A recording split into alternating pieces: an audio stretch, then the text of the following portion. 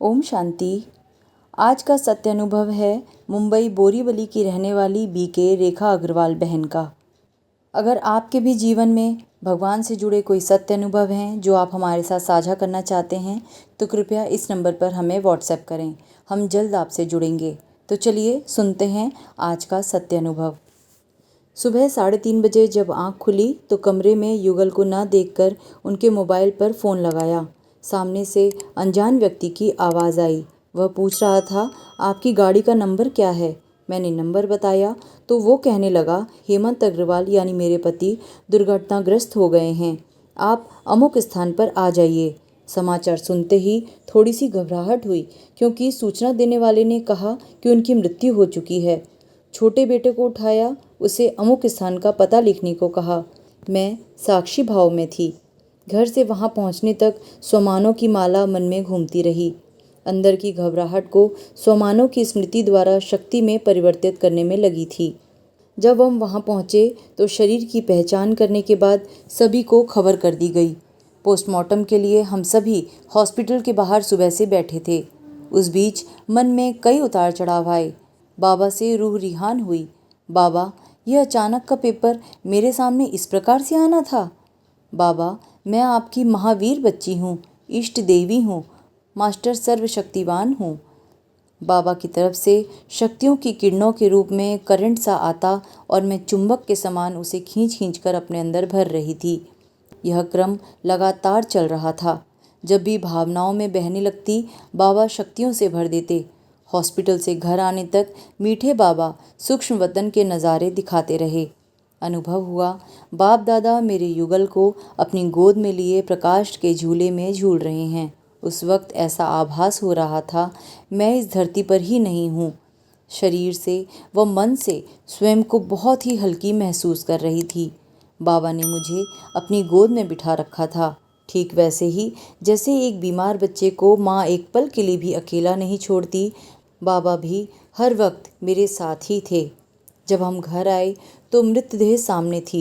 लग रहा था मानो कोई दृश्य आंखों के सामने से गुजर रहा है। उसे देखने वाली मैं कौन हूँ?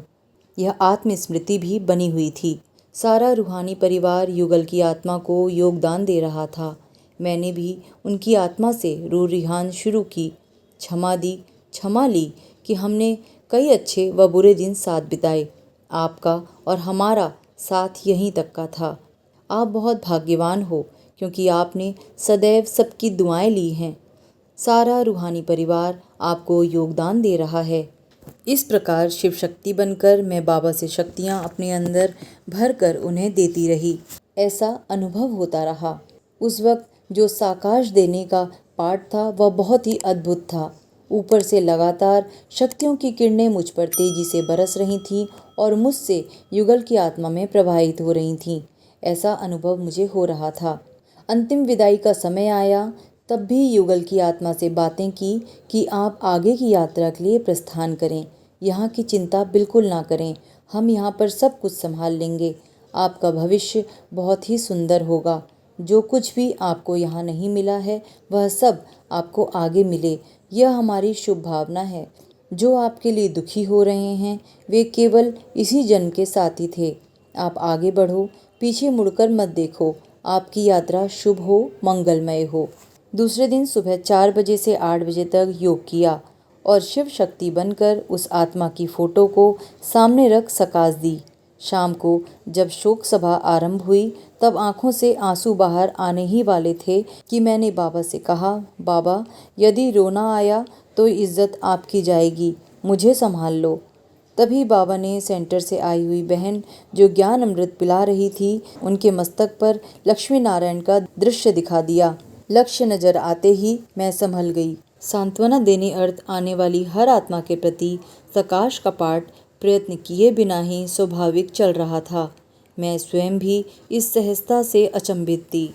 तीसरे दिन बाबा की प्रेरणा द्वारा घर में 7 दिवसीय कोर्स की व्यवस्था हुई। सांत्वना देने आने वाली हर आत्मा ज्ञान अमृत पीकर तृप्त होकर जा रही थी। युगल की फ़ोटो को देखते हुए, उनसे बात करते हुए मैंने उन्हें भी ये कोर्स कराया।